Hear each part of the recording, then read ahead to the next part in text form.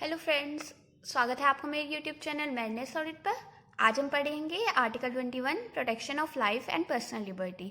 ये article exam के point of view से बहुत इंपॉर्टेंट है, तो आप इसे ध्यान से पढ़िएगा। और ये जो वीडियो होगी ये हम 3 पार्ट्स में अपलोड करेंगे, क्योंकि ये थोड़ा लंबा आर्टिकल है, मतलब लिखने में और समझने में भी। तो चलिए स्टार्ट करते हैं। आर्टिकल 21 बात करता है protection of life and personal liberty की। No person shall be deprived of his life or personal liberty except according to the procedure established by law। इसमें कुछ टर्म्स इंपॉर्टेंट है। सबसे पहले है life, personal liberty, except and procedure established by law. Prior to Maneka Gandhi decision, Maneka Gandhi एक case है, Maneka Gandhi versus union of India का case है ये। और इस केस में जो डिसीजन आया था उससे पहले क्या सिचुएशन थी और उसके बाद क्या सिचुएशन थी, इनको हम एनालिसिस करेंगे। Article 21 guaranteed the right to life and personal liberty to citizens only against the arbitrary action of the executive and not from legislative action। Maneka Gandhi के डिसीजन से पहले आर्टिकल 21 देता था right to life and personal liberty, but सिर्फ against the arbitrary action of the executive के जो arbitrary action होते थे उनके अगेंस्ट ही देता था। लेजिस्लेशन के जो एक्शंस होते थे उनके अगेंस्ट नहीं देता था। The state could interfere with the liberty of citizens if it could support it's action by a valid law. State उस टाइम पर एक सिटीजन की लिबर्टी के साथ कुछ भी चेंज कर सकता था, कुछ भी उसे हानि पहुंचा सकता था, अगर उसका जो वो मतलब हार्म वैलिड लॉ के द्वारा वैलिड लॉ से सपोर्ट करता है। तो after the Maneka Gandhi decision, Maneka Gandhi के केस के डिसीजन के बाद क्या हुआ, article 21 now protects the right to life and personal liberty of citizen not only from the executive action but from the legislation action also. Maneka Gandhi के डिसीजन के बाद क्या हुआ, आर्टिकल 21 जो पहले सिर्फ एग्जीक्यूटिव के आर्बिट्रेरी एक्शन के खिलाफ अवेलेबल था, अब वो लेजिस्लेशन के एक्शन के खिलाफ भी अवेलेबल हो गया था। The right guaranteed in Article 21 is available to citizens as well as the non-citizens। ये दोनों को मिलता है, citizens को भी और non-citizens को भी। Interrelation of Articles 14, 19 and 21। Article 14, 19 और 21 को कॉन्स्टिट्यूशन की एक गोल्डन टाइरेनी के नाम से भी फेमस है। ये तीनों आर्टिकल अधिकतर ज्यादातर एक साथ ही यूज करे जाते हैं। ओल्ड व्यू क्या था, इन गोपालन्स case the Supreme Court held that Article 19 has no application by laws depriving a person of his life and personal liberty enacted under Article 21 of the Constitution। इसका मतलब ये है, ए.के. गोपालन के केस में court ने ये कह दिया था कि आर्टिकल 21 से आर्टिकल 19 का कोई रिलेशन नहीं है। It was held that article 19 and 21 dealt with different subjects, ये दोनों डिफरेंट सब्जेक्ट के साथ डील करते हैं।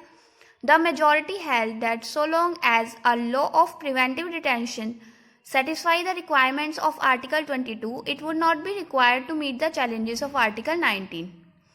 अगर कोई केस आर्टिकल 21 पर चल रहा है, आर्टिकल 22 पर चल रहा है, लॉ ऑफ प्रिवेंटिव डिटेंशन पर, तो इसे कोई भी जरूरत नहीं है कि ये आर्टिकल 19 की जो रिक्वायरमेंट्स है उसको भी फुलफिल करे।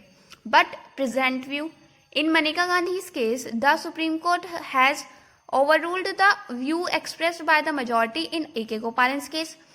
मनिका गांधी केस ने ओवररूल कर दिया था A.K. गोपालन के केस को। The court observed the law must therefore now be settled that Article 21 does not exclude Article 19 and that even if there is a law prescribing a procedure for depriving a person of personal liberty and there is consequently no infringement of the fundamental right conferred by Article 21, such a law insofar as it abridges or take away any fundamental right under Article 19 would have to meet the challenges of that Article 19। अगर कोई case article 21 के द्वारा deal किया जाएगा तो उसे article 19 की भी जो रिक्वायरमेंट्स है उसको फुलफिल करना होगा। Thus, the law depriving a person of personal liberty has not only to stand the test of Article 21, but it must stand the test of Article 19 and Article 14 of the Constitution। उसे article 19 और 14 के test पर भी stand करना होगा। इसके बाद आता है due process of law and procedure established by law. ये दोनों बहुत इंपॉर्टेंट टर्म्स हैं इस आर्टिकल में। ये अलग से भी एग्जाम से पूछ लिया जाता है कि due process of law and procedure established by law से आप क्या समझते हैं।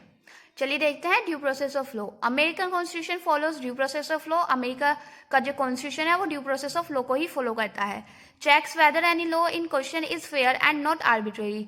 कोई भी केस में अगर कोई क्वेश्चन उठता है लॉ के ऊपर तो वो देखा जाता है कि वो जो लॉ है वो एकदम फेयर हो और आर्बिट्रेरी ना हो।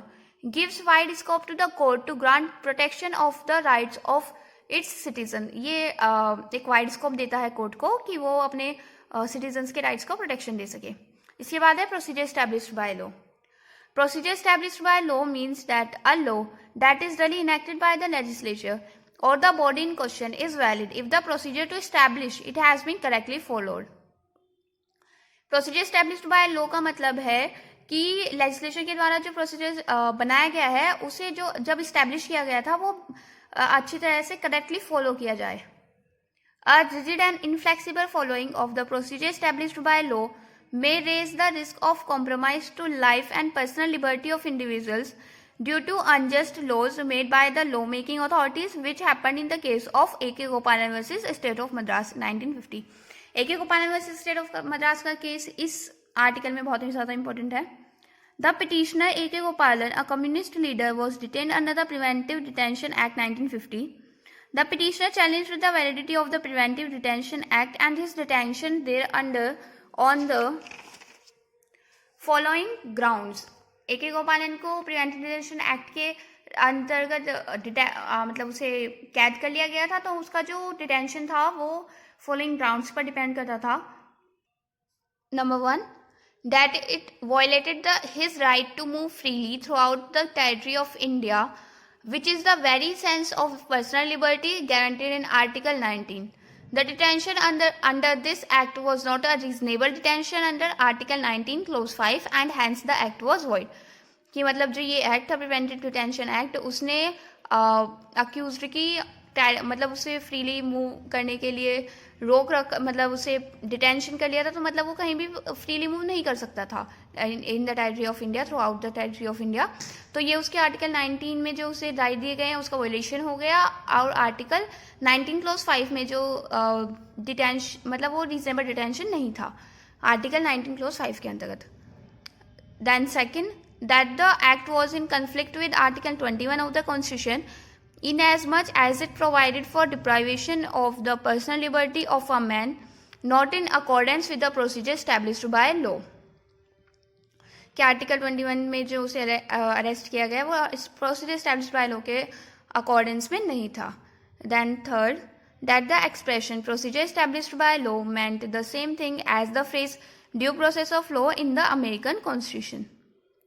It was contended that the Indian Constitution gives the same protection, with the only difference that while the due process clause has been interpreted in America to cover both substantive and procedural law, only the protection of procedure established by procedural law is guaranteed in India.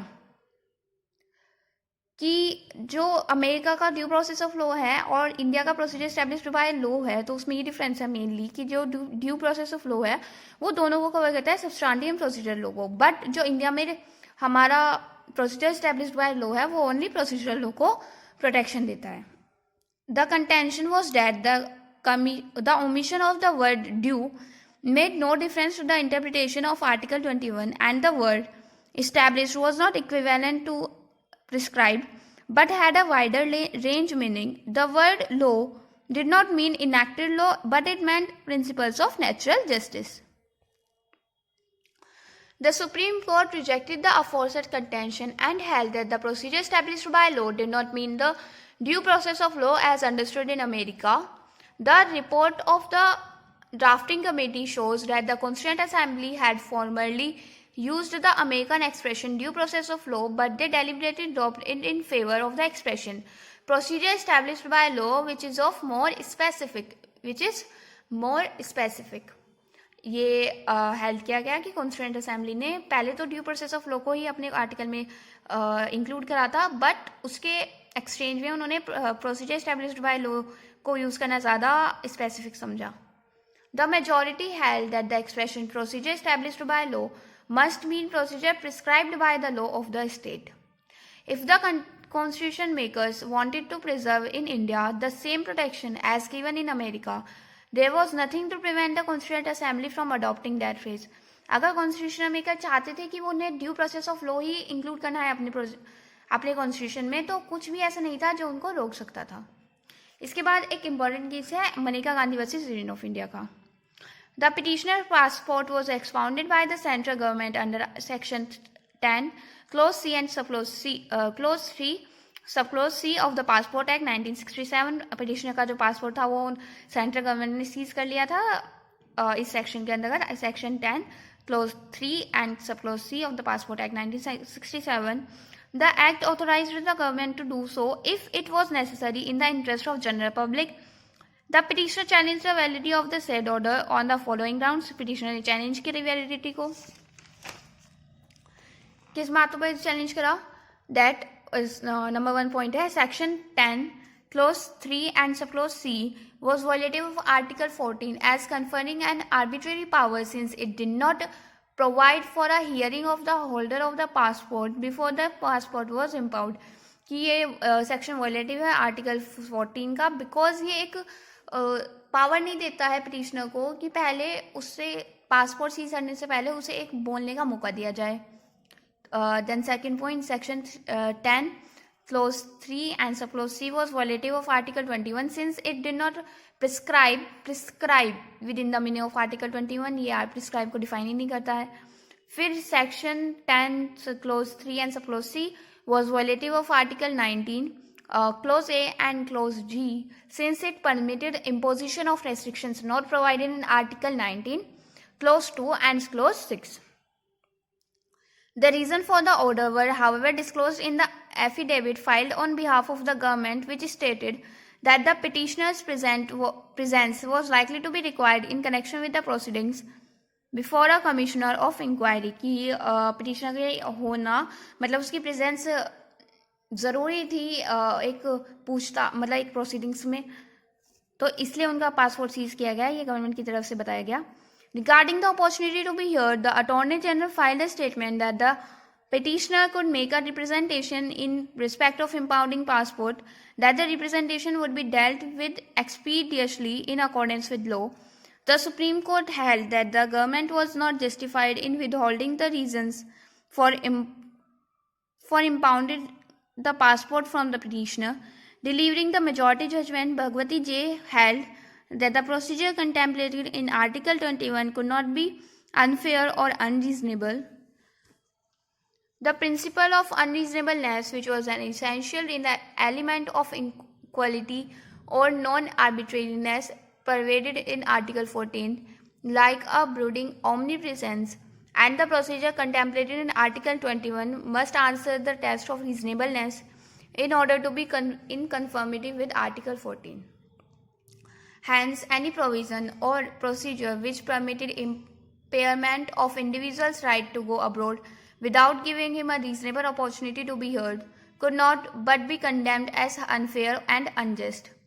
The order withholding reasons for impounding the passport was therefore not only in breach of statutory provisions but also in violation of the rule of natural justice embodied in Odi Alteram Partem.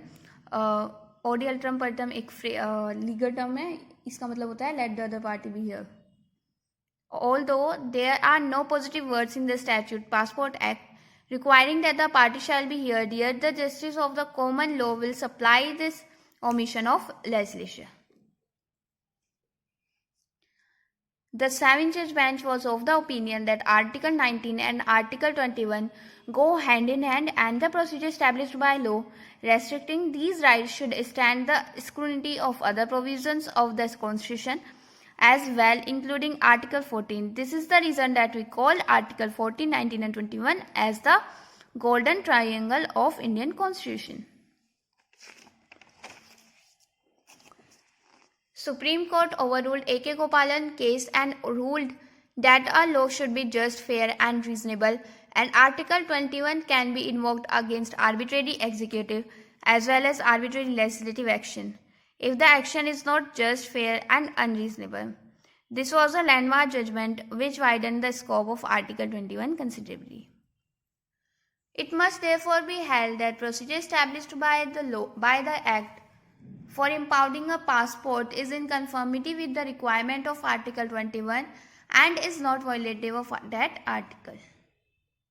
The law in Article 21 must mean a law enacted by the legislature and not the law in the abstract or general sense, embodying the principles of natural justice as interpreted by the US Supreme Court Natural Justice.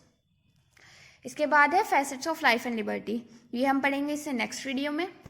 आज की video में इतना ही, क्योंकि ये अगर हम इसमें पढ़ने लगे तो बहुत ही ज़्यादा लंबा वीडियो हो जाएगा। इसमें बहुत सारे फैसेट्स हैं लाइफ एंड लिबर्टी के। आई होप आपको मेरे वीडियो से समझ में आया होगा। आप अपने फ्रेंड्स के साथ भी शेयर कर सकते हैं। आप मेरे यूट्यूब चैनल को सब्सक्राइब भी कर सकते हैं।